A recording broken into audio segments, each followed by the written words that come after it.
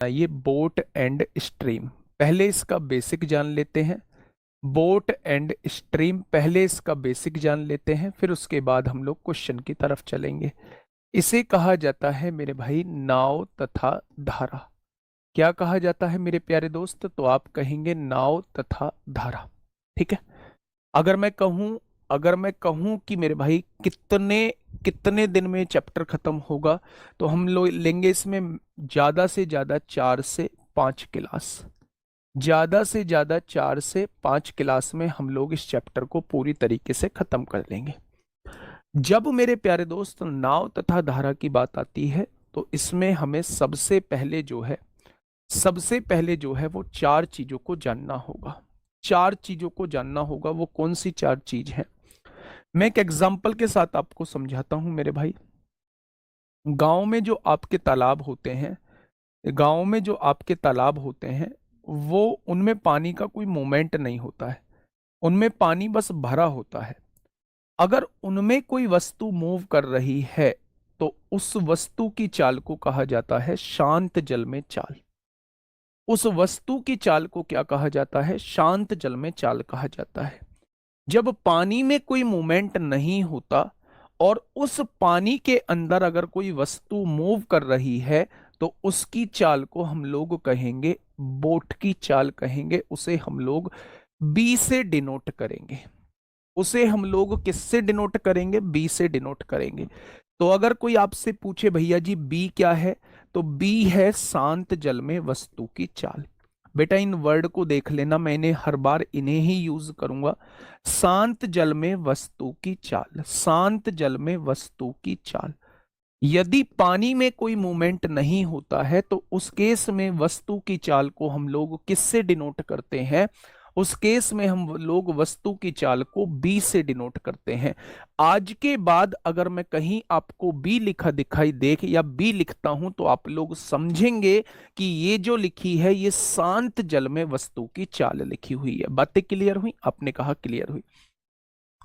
अगर पानी में भी कोई मूवमेंट हो गया, मान लो पानी भी बह रहा है, पानी भी बह रहा है, तो पानी की चाल को हम लोग कहेंगे डब्लू। डब्लू है मेरे भाई नदी की चाल या बहाव की चाल या किसी की भी चाल कह सकते हैं, पानी की चाल कह सकते हैं। तो उसे हम किससे डिनोट करेंगे? W. W for water. W for water मेरे भाई। बी फोर बॉट, यानी कि शांत जल में वस्तु की चाल को हम बी से डिनोट करेंगे, और वाटर की स्पीड को जो है वो हम लोग जो है वो डब्लू से मतलब डिनोट करेंगे। अब मेरी बात एक बात समझना ध्यान से। जैसे ही मैंने आप लोगों से कहा कि डब्लू फॉर वाटर की चाल, तो आपके समझ में एक बात आई होगी। या तो नदी जो है वो वस्तु की दिशा में बह रही होगी, यानी जिधर नदी बह रही है उधर ही वो वस्तु चल रही होगी, या फिर नदी के विपरीत जो है वो वस्तु जा रही होगी। ठीक है। ये एक नदी है। नदी के बहाव को हम लोग कहते हैं डब्लू से डिनोट करते हैं नदी की चाल को, और बी होता है वस्तु की चाल शांत जल में। वस्तु की चाल शांत जल में। ठीक है बच्चे। अगर मैं आप लोगों से एक कहता हूं कि 2 वर्ड और आते हैं, एक तो आता है अनुकूल।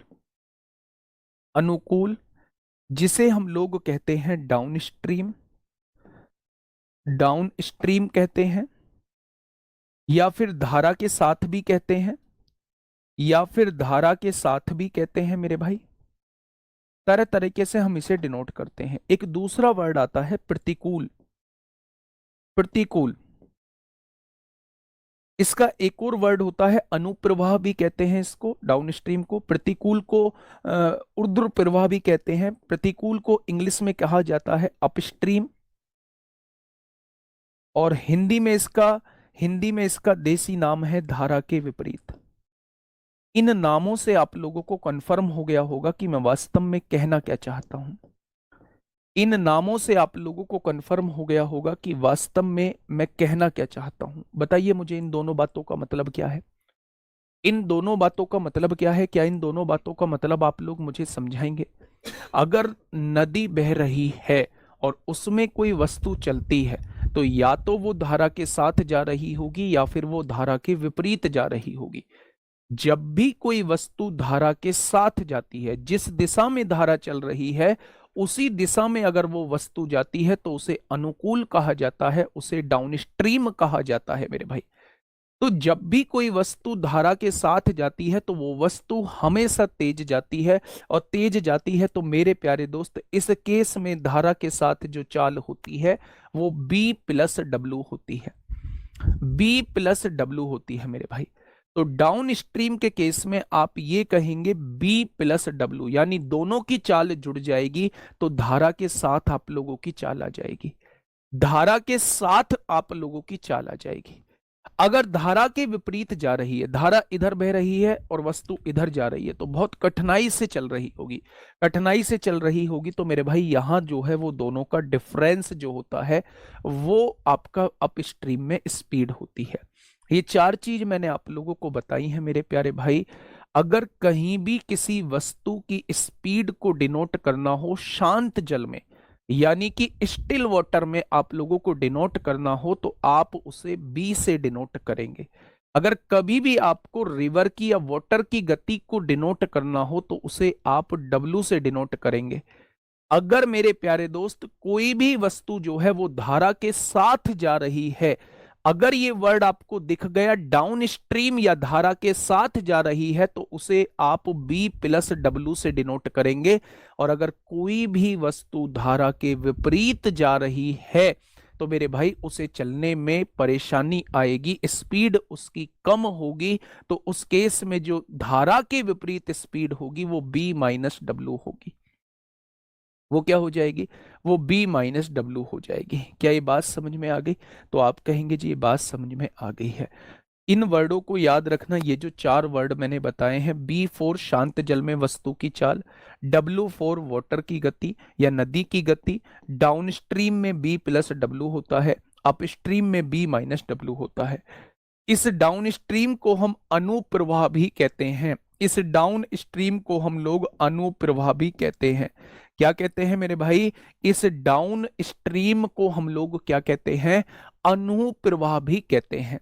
और इस अप स्ट्रीम को हम ऊर्ध्व प्रवाह भी कहते हैं, ऊर्ध्व प्रवाह भी कहते हैं मेरे भाई, ऊर्ध्व प्रवाह भी कहते हैं मेरे भाई अप स्ट्रीम को मेरे प्यारे दोस्त। तो ये सब नाम जो हैं ये इन्हीं के हैं मेरे प्यारे भाई, ठीक है। बाकी अगर मैं बात करूं तो स्पीड का फॉर्मूला पिछले बहुत दिनों से हम लोग पढ़ते आ रहे हैं। चाल का फॉर्मूला जो होता है वो दूरी बटे समय होता है, वो सारी चीजें इसमें यूज होंगी। कैसे मीटर पर सेकंड को किलोमीटर पर आवर में बदलना है, कैसे किलोमीटर पर आवर को मीटर पर सेकंड में बदलना है, वो सारे के सारे जो बेसिक कॉन्सेप्ट थे वो प्यारे दोस्त इसके अंदर यूज होंगे। बस इसके अंदर कुछ डिफरेंट चीजें क्या आ जाएंगी, ये चार डिफरेंट चीजें आ जाएंगी, ठीक है। मैं पहला क्वेश्चन आपके सामने लेके आ रहा हूं, ये बेसिक क्वेश्चन है, CHSL 2024 में आपसे पूछा गया है।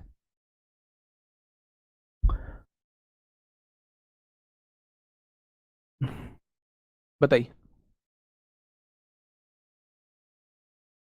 क्यूब रूट ऑफ -27 का आंसर +3 आएगा या नेगेटिव? -3 आएगा भाई। -3 की 3 बार मल्टीप्लाई करोगे -27 आएगा। स्क्वायर रूट के अंदर माइनस डिफाइन नहीं है, लेकिन cube root of minus minus होता है।